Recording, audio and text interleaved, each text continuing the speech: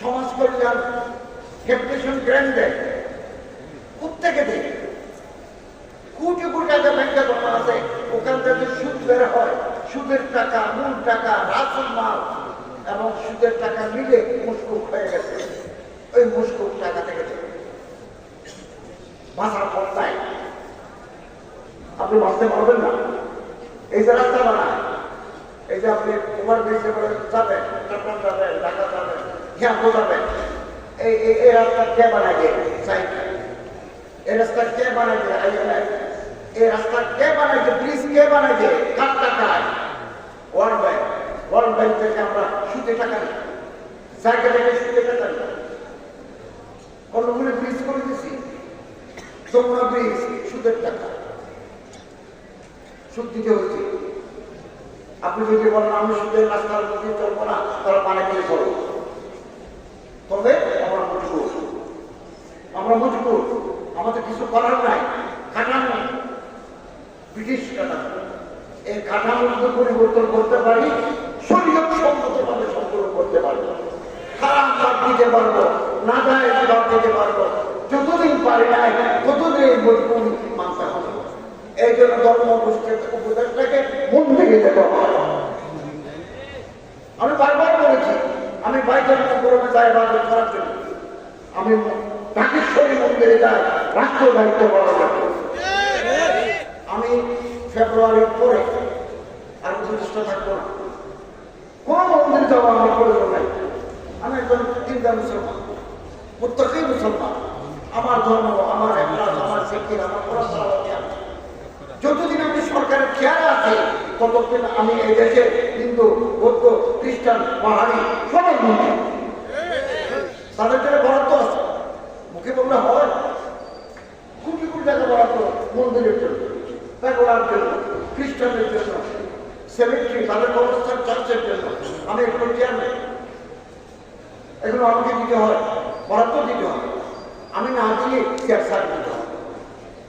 বলো দিকে আমি তুমি পারবে, তুমি তোমার জায়গায় চলবে।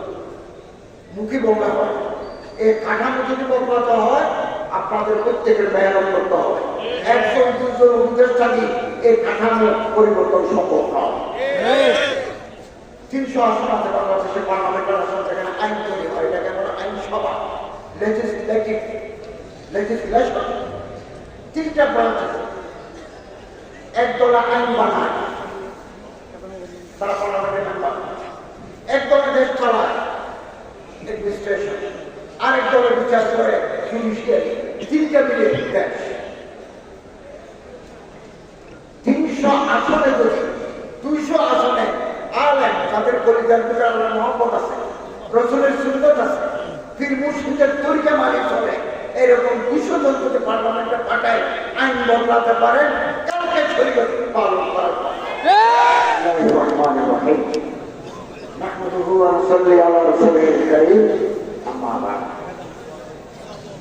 ঐতিহ্যবাহী চিনে আবার গ্রামে নৌকা দিয়ে তার উপরে উপস্থিত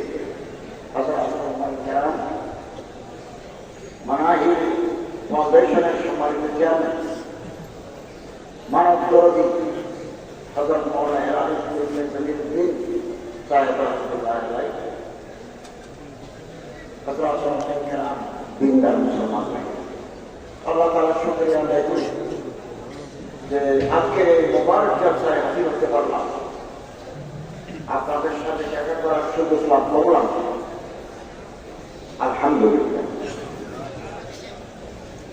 বিশ্বনবী রাহমাতুল আলামিন খাতামুন নবিয়্যিন সাল্লাল্লাহু আলাইহি ওয়াসাল্লাম বলেন, ইন্নামা বুইসতু লিউতাম্মিমা মাকারিমাল আখলাক।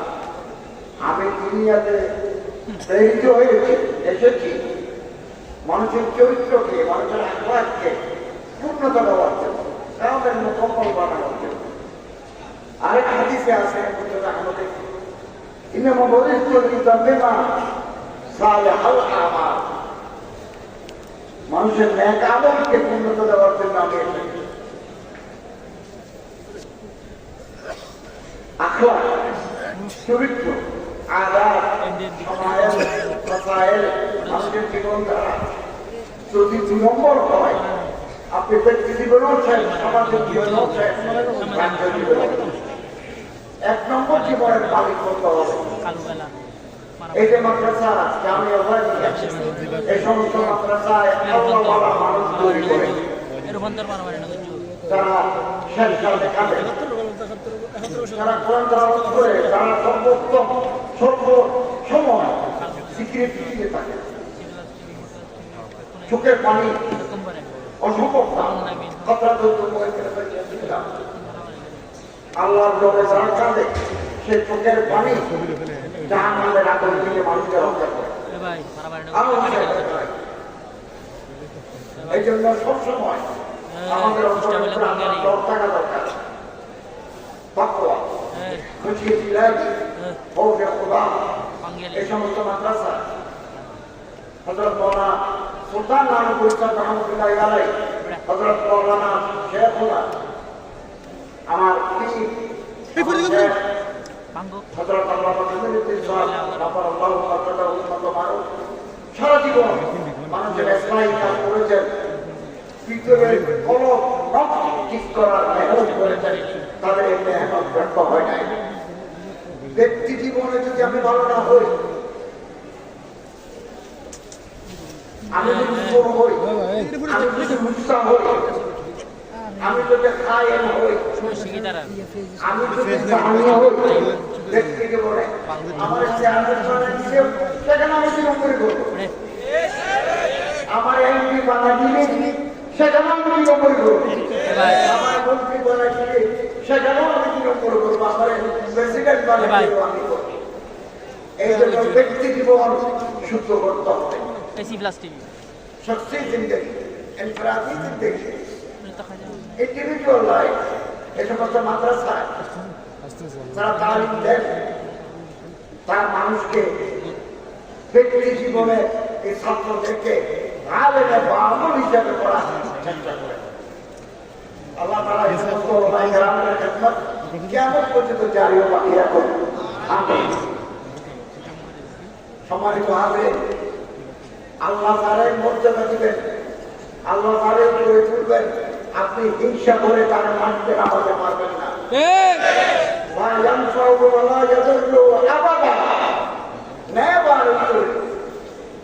পারবেন না। আর আল্লাহ তাআলা ফেলে দিবেন, নিচে ফেলে দিবেন। হাজার মানুষ চেষ্টা করেও তার উপরে তুলতে পারবে না। জিহাদ থেকে মানুষ একজন মানুষ আরেকজনের জীবন করে।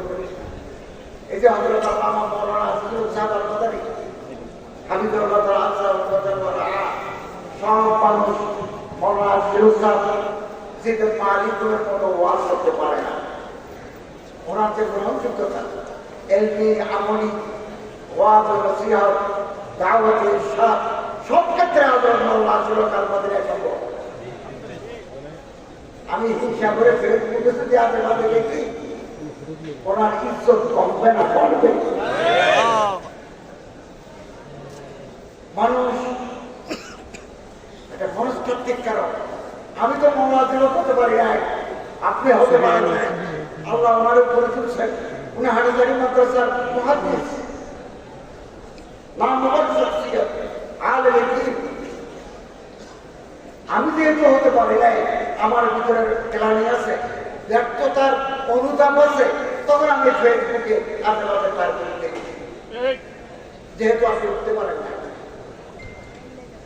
এবং জিহাদ থেকে মানুষ ঘৃণা ছড়ায়। কেউ যদি বলে তোমার কান্ত ছিলে নিয়ে গেছে, আমি এবার ফেসবুকে আমার কান্ত নাই, আমার কান্ত ছিলে নিয়ে গেল, আমি এখন কি করে বাঁচি, মানুষ আমার কি করবে, একবারও হাত দিয়ে দেখে না এই কানটা হবে না। এখন চলতেছে এই অবস্থা। শুনি শুনাই ফেসবুকে একটা কথা আসলো, আমিও লিখে দিলাম, লাগা। মিশরের প্রেসিডেন্ট হোসনে মোবারক মিশরের প্রেসিডেন্ট আনোয়ার সাদাতকে গুলি করে মেরে ফেলেছে, আসামি ধরা পড়ছে। আদালতের বিচারপতি জিজ্ঞাসা করলো, তুমি কেন তারা গুলি করলে? বললো সেকুলার। বিচারক কৌতূহলী হয়ে জিজ্ঞাসা করলেন, what is the meaning of secular? Secular মানে কি? তুমি তো তারা মেরে ফেলবে গুলি করে, সেকুলার মানে কি? বললো আমি জানি না। তুমি না জানলে তারা গুলি করবে না। দেখেন দুনিয়া জানে না। নজিব মাহফুজ নোবেল বিজয়ী মিশরের উপন্যাসে তারা ছুরি মেরে মেরে ফেলল। আদালতে বিচার হচ্ছে, বিচারক জিজ্ঞাসা করলেন, তুমি মিশরের এত বড় উপন্যাসে নোবেলের ওকে মেরে ফেলবে কেন? বলল কিতাব লিখে মানুষকে গুমরাহ করতেছে। বিচারক জানতে চাইলেন, ওনার কি কিতাব তুমি পড়েছ? ওনার কোনো কিতাব আমি পড়ি নাই। এই হচ্ছে কোনো কিতাব পড়ে নাই, তো মানুষকে গুমরাহ করতেছে, তুমি কি করে দাঁড়িয়ে? অমুকে বলেছে, অমুকে বলেছে। একবার সান্তা খেতে রাতের বেলা আমার উস্তাদ, আমার শেখ, আমার হাদিসের উস্তাদ, আমার রোহানি উস্তাদ আমার সুলতান নদী রহমতুল্লাহ আলাইহি আমার ফোন করে বললেন, বুখারী স্যার, আমার উস্তাদ স্যার আমাকে বললেন যে রোজা থাকো, সান্তা খেতে। আমরা রোজা থাকলাম। প্রতি ইসলামিক ফাউন্ডেশনের ডাইরেক্টর আমার ফোন করে বললেন, আপনাকে বসে থাকতে কে বলছে? আমি বললাম, কোথায় সান্তা খেতে? সন্ধি। ওরা সন্ধি লোক পাঠালেন খালাস কষ্ট করতে, কাউকে পাওয়া গেল না। দেখি সান্তা ওদিন সত্যিতে বৃষ্টি। এগুলো হচ্ছে কোনোদিন হাতে কানে হাত দিয়ে দেখি না, একটা আছে না। কথা শুনলেই বলতে হবে, আপনি মাইক পেলেই কথা বলতে হবে আপনাকে। আপনার কথা মাইক পেলেই আপনার মুখ আছে, আর কারো কি মুখ নেই? আপনি ফেসবুকে লিখেন, আর করতে ফেসবুকে লিখতে পারেন না। Tit for tat. আপনি ঢিল মারলে মার্কেল খেতে হবে। আপনি যদি আমার দোষ ঢাকি রাখেন, আপনার দোষ যদি আমি ঢাকি রাখি, আল্লাহ আমার দোষ ঢাকি রাখবেন। আপনি আমার যদি বেইজ্জত করেন, আল্লাহ আমার ল্যাংটা বলে দিবেন। আপনি যদি আমার চাদরকে ঢাকি রাখেন, আল্লাহ আপনার দোষ ঢাকি রাখবেন। হযরত মুজাদ্দিদ আল-হুসাইনি রাহমাতুল্লাহ বলেন, মকতুবাত শরীফে বলেন, দিদি হুজুর, আল্লাহ যদি কোনো মানুষের প্রতি দয়া করতে চান, নিজের দোষ নিজে দেখার তৌফিক দেন। নিজের দোষ নিজে দেখি না, পরের দোষ তার পরের দোষ তার আশেপাশে কথা আমরা ফেসবুকে লিখি, অনেকে আসো না, আসো না, রাষ্ট্র পরিচালনা করো, তোমার বসে কি দেশ চালো, 23 জন আমরা দেশ চালাই, আসো না, তোমারও অনেকে। একজন দুইজন উপদেষ্টা, একজন দুইজন মন্ত্রী দিয়ে পুরা কাঠামো কোনদিন বদলাতে পারবেন না। এটা কাঠামো আছে। শরীয়ত কোথায়? আপনি শরীয়ত কোথায় পালন করবেন? এটা তো আমরা এসেছি, এটা আমার বাড়িতে কুড়িয়ে মাথায় যে টুপি নিয়েছি, এটা লাহোর থেকে নিয়ে আসছি, আমি লাহোর গেছিলাম, কক্সবাজার থেকে নিয়ে আসছি। সেন্ট্রালগুলো সৌদি আরব থেকে আমাকে তুরস্ক গেছে, এটা বাংলাদেশে আমরা লকডাউন করেছি। এই কাপড়গুলো আমার কাছে আসছে কিভাবে আসে নাই, একটা সিস্টেমের মাধ্যমে আসে। সিস্টেমটা আমাদের ব্যাংকের মাধ্যমে এলসি, লেটার অফ ক্রেডিট। আপনি 100 কোটি টাকা মাল আনবেন, এটা আনবেন বিদেশ থেকে, কাপড় আনবেন, 30 কোটি টাকা ব্যাংকে দিলে আপনি ক্রেডিট এলসি করবেন।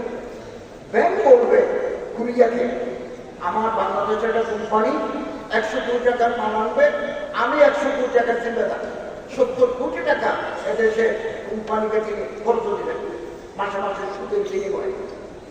কোথায় সুদ? এবং মাল আসার পরে যদি কোম্পানি ইম্পোর্টার 70 কোটি টাকা দিতে না পারে, আবার চক্রবৃদ্ধি ইন্টারেস্টের উপর ইন্টারেস্ট দিবেন, তাহলে এই যে কাপড়গুলো আসে, এই কাপড়গুলোর ভিতরে সুদের টাকা আছে। বাংলাদেশ সরকার মদ বিক্রি করে 100 কোটি টাকা আমরা আছি আমাদের পরে, আমরা যাওয়ার পরে যারা আসবে তারা, আমাদের আগে যারা ছিলেন তারা। মদ তৈরি হয় কুষ্টিয়ায়, কেউ ভোগ করে সেখানে মদ তৈরি হয়, চিনি তৈরি হয়, ভিনিগার তৈরি হয়, মদ তৈরি হয়। কিছু মদ সরকার বাইরে থেকে কিনে ইম্পোর্ট করে। মুসলমানদের মদের লাইসেন্স দেওয়া হয় না। সিভিল সার্জন যদি বলে ওনার মদ খাওয়া দরকার, সরকার তাকে লাইসেন্স দেয়। 100টা বিদেশিরা লাইসেন্স অবসর লাইসেন্স পায়। 100 জন যখন এক জায়গায় মদের লাইসেন্স পায়, ওখানে একটা ডিলারশিপ বসে। এই টাকা গভর্নমেন্টের ফান্ডে জমা হয়। গভর্নমেন্টের বর্তমান টাকাগুলো তো মুশকুল, সন্দেহ প্রবল টাকা। এই জন্য ওলামাই দেওয়ার সরকারের টাকা নেন নাই, নেন নাই, সরকার থেকে দূরে থেকেছে। জনগণের টাকা, আমার দিনদার মুসলমানের টাকাটা আমরা ছাড়াইছে। আমরা তো দিই, আমি মসজিদের নামে দিই, মাদ্রাসায় দিই, এতিমখানায় দিই, কবরস্থানে দিই, সমাজ কল্যাণ ক্যাপিটেশন গ্র্যান্ড দেয়। কোথেকে দেয়? কোটি কোটি টাকা ব্যাংকে জমা আছে, ওখান থেকে সুদ বের হয়। সুদের টাকা, মূল টাকা, রাসুল মাল এবং সুদের টাকা মিলে মুশকুল হয়ে গেছে। ওই মুশকুল টাকা থেকে বাঁচার পথটাই আপনি বাঁচতে পারবেন না। এই যে রাস্তা বানায়, এই যে আপনি ওভার ব্রিজে যাবেন, চট্টগ্রাম যাবেন, ঢাকা যাবেন, হিয়াঙ্গো যাবেন, এই রাস্তা কে বানায় দিয়ে এই রাস্তা কে বানায় দিয়ে এই রাস্তা কে বানায় দিয়ে ব্রিজ কে বানায় দিয়ে কার টাকায়? ওয়ার্ল্ড ব্যাংক থেকে আমরা সুদে টাকা নিই, জায়গা থেকে সুদে টাকা নিই। কতগুলো ব্রিজ করে দিচ্ছি, যমুনা ব্রিজ সুদের টাকা, সুদ দিতে হচ্ছে। আপনি যদি বলেন আমি সুদের রাস্তার মধ্যে চলবো না, তারা পানি করে চলবো, তবে আমরা মজবুর, আমাদের কিছু করার নাই। কাঠামো ব্রিটিশ কাঠামো, এই কাঠামোর পরিবর্তন করতে পারি, শরীয়ত সম্মতভাবে সম্পূর্ণ করতে পারবো, খারাপ বাদ দিতে পারবো, না যায় বাদ দিতে পারবো। যতদিন পারি নাই ততদিন মজবুর মানতে হবে। এই জন্য ধর্ম গোষ্ঠীর উপদেশটাকে মন থেকে যেতে হবে। আমি বারবার বলেছি, আমি বাইতুল মুকাররমে যাই ইবাদত করার জন্য, আমি ঢাকেশ্বরী মন্দিরে যাই রাষ্ট্র দায়িত্ব পালন করতে। আমি ফেব্রুয়ারির পরে আর প্রতিষ্ঠা থাকবো না, কোন মন্দিরে যাবো আমার প্রয়োজন নাই। আমি একজন দিনদার মুসলমান, প্রত্যেকেই মুসলমান। আমার ধর্ম, আমার এখলাস, আমার জিকির, আমার পড়াশোনা। যতদিন আমি সরকারের চেয়ারে আছি ততদিন আমি এই দেশে হিন্দু, বৌদ্ধ, খ্রিস্টান, পাহাড়ি সবাই মন্দির, তাদের জন্য বরাদ্দ আছে। মুখে বললে হয়, কোটি কোটি টাকা বরাদ্দ মন্দিরের জন্য, প্যাগোডার জন্য, খ্রিস্টানদের জন্য, সেমেট্রি, তাদের কবরস্থান, চার্চের জন্য। আমি এগুলো চেয়ারম্যান, এগুলো আমাকে দিতে হয়, বরাদ্দ দিতে হয়। আমি না দিয়ে চেয়ার সার দিতে হয়। বলো যে আমি তুমি পারবে না, তুমি তোমার জায়গায় সব চলবে, মুখে বলতে হয়। এই কাঠামো যদি বদলাতে হয়, আপনাদের প্রত্যেকের মেহনত করতে হবে। একজন দুজন উপদেষ্টা দিয়ে এই কাঠামো পরিবর্তন সম্ভব নয়। 300 আসন আছে বাংলাদেশে, পার্লামেন্টের আসন, সেখানে আইন তৈরি হয়, এটাকে আমরা আইনসভা, লেজিসলেশন। 3টা ব্রাঞ্চ আছে। একদলা আইন বানায়, তারা পার্লামেন্টের মেম্বার। একদলের দেশ চালায়, অ্যাডমিনিস্ট্রেশন। আরেক দলের বিচার করে, জুডিশিয়ারি। 3টা মিলে দেশ। 300 আসনে যদি 200 আসনে আলেম, তাদের পরিবার ভিতরে আল্লাহ মহব্বত আছে, রসুলের সুন্নত আছে, পীর মুর্শিদের তরিকা মানি চলে, এরকম 200 জন যদি পার্লামেন্টে পাঠায় আইন বদলাতে পারেন, কালকে শরীয়ত পালন করার কথা। এখন বাংলাদেশের 14 বছরের ইতিহাসে 50 জন আলেম প্রত্যেকে মানুষ করতে পার্লামেন্টে যায় না। ধর্ম ছাড়া কোন মন্ত্রণালয়, আমি 14 বছরের ইতিহাসে পূর্ণমন্ত্রী ক্যাবিনেট মেম্বার, পূর্ণমন্ত্রী। আগে যারা ছিলেন তারা প্রতিমন্ত্রী অথবা উপমন্ত্রী, সেনানা মন্ত্রী, আটানা মন্ত্রী। আমি 16 আনা। অন্য কোন মন্ত্রণালয়, বাণিজ্য, পররাষ্ট্র, স্বরাষ্ট্র, শিক্ষা, সংস্কৃতি, অর্থ, রেলওয়ে, নৌপরিবহন, গণপরিবেশ, কোনো আলাদা মন্ত্রিত্ব পায় না। আপনি শরীর করলে কোথায় পাচ্ছেন? শরীয়ত যদি চায় তাহলে জনগণের সাথে সম্পর্ক করতে হবে। জনগণ তো আমার আপনারে চিনে না। জনগণ তো চিনে যদু আর মধুকে। জনগণ তো আপনারে চিনে না। আপনি করে দাঁড়ালে পান 8,000 আর যদু ভাই 63,000। You have no connection with the people. You have no connectivity with the general voters. পাবলিকের সাথে সম্পর্ক করুন। যদি কেউ করতে পারে জনগণ তারা মহব্বত করে পার্লামেন্টে পাঠাবে।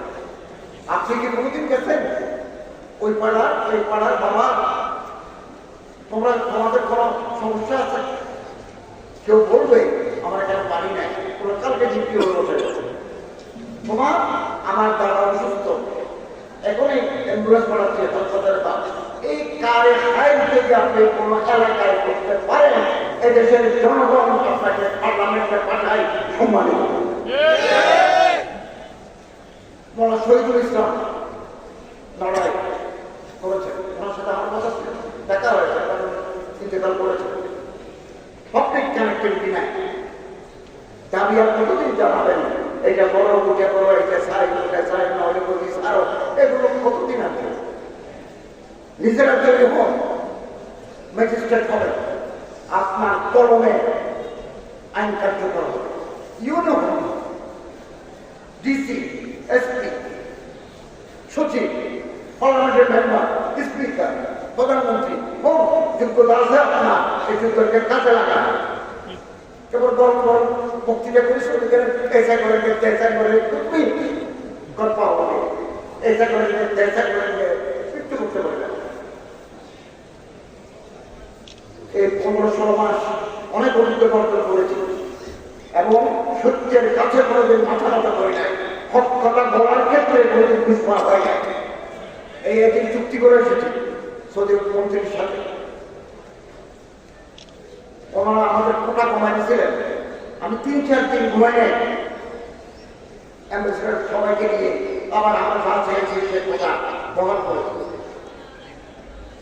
মিনা, মুস্তাফা, আরাফায় সৌদি কোম্পানি আছে, মুআসসাসাত, মক্কা থেকে মদিনা বাসে আনা নেওয়া করবে, জেদ্দা থেকে মক্কা, মক্কা থেকে জেদ্দা আনা নেওয়া করবে, আপনাকে মিনায় খাবার দেবে। এই যে হজ প্রোভাইডার এজেন্সি গুলোর সাথে আমাদের চুক্তি। আমি আবার গিয়ে তাদেরকে বললাম তোমরা আরো টাকা কমাও, সরাসরি মালিকের সাথে। আপনি আশ্চর্য হবেন, 6,62,00,000 টাকা কমাইছে এবং বাড়ি ভাড়া করে আসছি আমরা মক্কা মদিনায়। কোন মিডল ম্যান, কোন 2 নম্বরই সাথে আমরা কথা বলে নাই, সরাসরি মালিকের সাথে। তারা যখন দেখলো যে বাংলাদেশ সরকারের পক্ষে উচ্চ পদস্থ লোকেরা আমার সাথে কথা বলছে, পুরো ঠিক আছে, আর 100 রিয়াল 200 রিয়াল কমাই দিলাম। আপনার জায়গায় খুশি হবেন, গত বছর 8.5 কোটি টাকা হাজিকে ফেরত দিয়েছি। আগামী বছর আরো বেশি দিতে পারবো। 2 নম্বরই নাই, আমরা আল্লাহরে বলাই। हमारा कौन गुरु के दौर में दुर्नीति दमन कमिशन दौर में সেটা দূর কি বাত है আল্লাহ আমারে কখন ধরবেন এটার জন্য আমি তৈরি আছি। ইত্তাকুল্লাহ হাক্কা তুকাতিহি ওয়ালা তামুতুন্না ইল্লা ওয়া আনতুম মুসলিমুন। আল্লাহর রব কলিজার ভিতরে আল্লাহর রব। জিনিসের জন্য মানুষ পাগল হয়ে যায়, মাথা খারাপ হয়ে যায়, ক্ষমতার জন্য মানুষ পাগল নাকি এবেলি দি প্রিন্স কি দেবে লিখেছেন, ক্ষমতার জন্য যে মানুষ কি করে অসাধারণ। 2 টাকা জমি টাকা পয়সার জন্য মানুষ পাগল, টাকা দেখলে আর মানুষের হোক থাকে না, পীরের গিরি থাকে না, হুজুর গিরি থাকে না, মাস্টারি থাকে না, টাকা দম সুন্দর ছেলে দাঁড়িয়ে নাই মন নাই, এটা দেখলে আমরা আমাদের করেছে গিরি খাবে।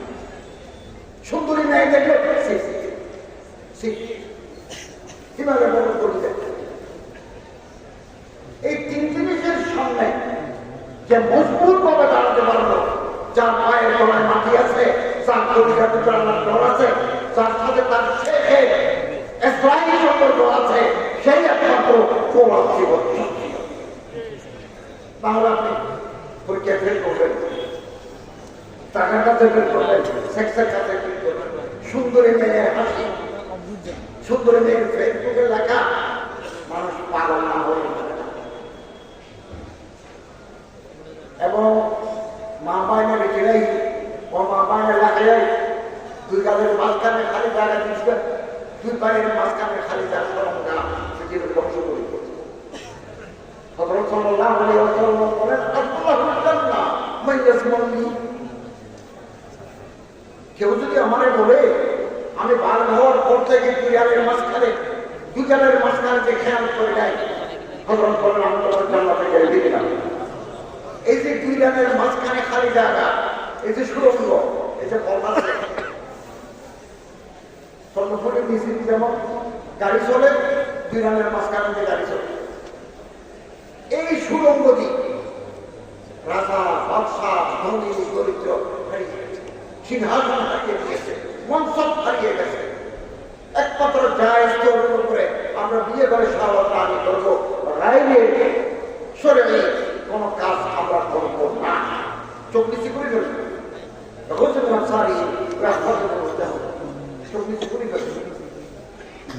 কোন সুন্দর বালকের সাথে আমরা সাথে যাবো, তার হাত মেয়ে লোকের হাতের মতো বড়, নরম পাইলে সরকার বলতে ঠিক পাবো।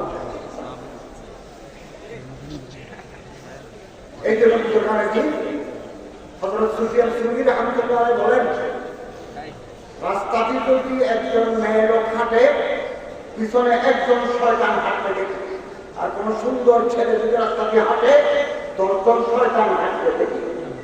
আল্লাহ যদি কোনো মানুষকে বেইজ্জত করতে চান, মনে রাখবেন, আল্লাহ যদি কোনো মানুষকে বেইজ্জত করতে চান, ল্যাংটা করে দিতে চান, তাকে সুন্দর ছেলের পিছনে দৌড়া। আল্লাহ আমাদের হেফাজত করুন। সম্মানিত হাজিরিন, আমরা যেখানে থাকি না কেন, আমাদের যে দ্বীন, আমাদের যে সুন্নাত রাসূল, আমাদের যে কোরআনুল কারীম, এই আদর্শ যেন আমাকে প্রভাবিত করে। আমার ব্যবসা, আমার বাণিজ্য, আমার দাম্পত্য জীবন, ইসলামের জিন্দেগি, সব জায়গায় যেন ধর্মের প্রভাব থাকে। ধর্মের প্রভাব না থাকলে আমি আসতে পারি। আল্লামা ইকবাল রাহমাতুল্লাহ আলাইহি বলেন, जलाले बादशाही हो कि जमहूरी तमाशा हो, जुदा हो दिन सियासत से तो रह जाती है जंगी थी। ধর্ম থেকে যদি জীবন দ্বারা আলাদা হয়, তাহলে চেঙ্গিস খানের বর্বরতা বিরাজ করে। এই দরবার, নারকেলের দরবার, আমার মতো গুণগান বন্ধাকে এই দরবারের 84টা করার তৌফিক দিয়েছে আমার শেখ, আমার মুর্শিদ হযরত মাওলানা জমিউদ্দিন নানপুরি সাহেব রাহমাতুল্লাহ আলাইহি। আমার মাওলানা হেলাল সাহেব ছেলে আমাকে উনি যেভাবে মহব্বত করেছেন, বড় ফরিদ সাহেব যেভাবে, হযরত শেখুল আজিজ সাহেব যেভাবে আমার বড় দিনে এভাবে মহব্বত করেছেন, সুন্দর করে রাখতেন। আমি দোয়া করি আল্লাহ হযরতের কবরকে জান্নাতুল কুবরা বানিয়ে দেন, হযরতকে জান্নাতুল ফেরদৌসের আলা বরকত নসিব করেন। সম্মানিত হাজিরিন, আলেম ওলামা সমাজের ভিত্তি, কেউ মুসলিম না, কেউ খতিব, কেউ মাদ্রাসার মতনে, কেউ জমানার মতনে, এক একটা ইউনিট সামাজিক ইউনিট, মানুষ জমাতে মহব্বত। এই সামাজিক শক্তিগুলো যদি এক করা যায়, তাহলে রাষ্ট্রের বিরুদ্ধে আপনি প্রভাব বিস্তার করতে পারবেন। আর যদি আলাদা আলাদা থাকেন, জজবে বাহাম जो नहीं, মাহফিলের অনুভূতি নেই, আসমানের তারাগুলো ঘুরে, এগুলো মাহফিল আর জজবে বাহাম। আল্লাহ তাআলা আমাদের সবাইকে ঐক্যবদ্ধ থাকার তৌফিক দান করুন এবং এই সমস্ত দ্বীনি আদালতের সাথে যেখানে আলেম, ওলামা, ফুকাহা, মুহাদ্দিস, ওলামা, দোয়ারা আছেন, তাদের সাথে নকশবন্দ করার তৌফিক দান করুন। আমিন। ওয়া আলহামদুলিল্লাহি রাব্বিল আলামিন।